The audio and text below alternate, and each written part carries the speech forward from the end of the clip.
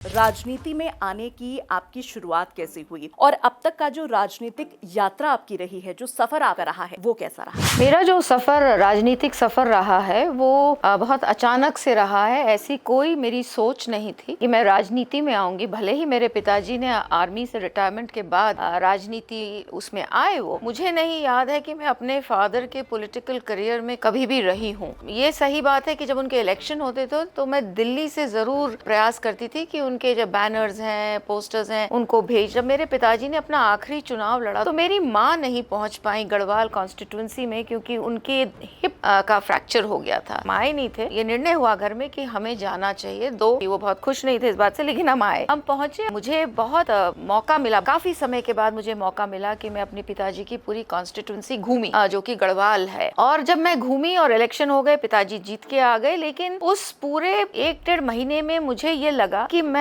अपनी इस पिताजी की कॉन्स्टिट्यूंसी में मैं कुछ काम कर सकती हूँ अपने एनजीओ के साथ। तब तक मेरी एक छोटा सा एनजीओ हमने शुरू किया था, मेरे भाई ने शुरू किया था, जय दुर्गा सामाजिक कल्याण संस्थान। तो एक एनजीओ शुरू हो चुका था और बेटी बचाओ बेटी पढ़ाओ भी धीरे धीरे आदरणीय प्रधानमंत्री जी ने उस वक्त शुरू ही किया था। तो जब मैंने घूमना शुरू किया तो मुझे लगा मैं किस तरह से अपनी बहनों को सशक्त बना सकती हूँ। और उस प्रयास में मैं जब गाँव-गाँव घूमने लगी तो मैंने देखा कि महिलाएं खेती कर रही हैं और उस खेती से उनका झिंगोरा, रागी जिसे हम लोग कहते हैं, वो गाती हैं और उसके बाद बेचती हैं, नहीं बेचती हैं, मुझे उसका अंदाजा नहीं था। लेकिन मैंने ये किया कि मैंने कहा मैं आपसे सीधे लूंगी, खरीदूंगी, I will pay you immediately, फिर मैं डिसीजन करूंगी कि मुझे क्या करना है। तो मैंने उसको लिया और मैंने यहाँ से खरीदा और फिर दिल्ली के कॉलेजेस में मेले होते हैं उसमें मैं पहुंची और बहुत सक्सेसफुल रहा, बिकॉज सबको लगा ये ऑर्गेनिक प्रोडक्ट आ रहा है, गढ़वाल से आ रहा है, पहाड़ से आ रहा है, इतनी डिमांड बढ़ने लगी। तो वो छोटे छोटे चीजें करते करते ये हमने थोड़ा बहुत शुरू किया। फिर बेटी बचाओ बेटी पढ़ाओ भी बहुत ज्यादा मुझे प्रभावित किया उसने। भले ही उत्तराखंड एक सशक्त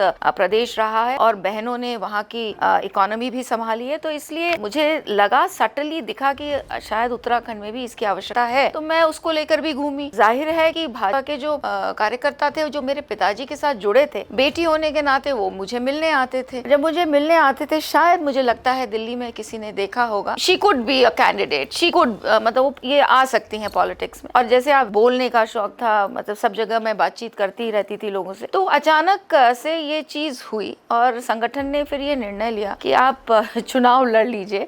सो इट वाज एकदम सडन था, कोई प्री प्लान नहीं था, कोई मेरे पेरेंट्स की ओर से या मेरे फादर की ओर से किसी तरह का कोई पुश नहीं था। पर यस, हो सकता है मैं, क्योंकि गढ़वाल में मैंने कुछ थोड़ा बहुत काम करते हुए लोगों ने देखा होगा, तो उस कारण से मुझे एक चांस मिला और जीत भी गई। तो जीत गई तो फिर वो पॉलिटिकल करियर शुरू हो गया।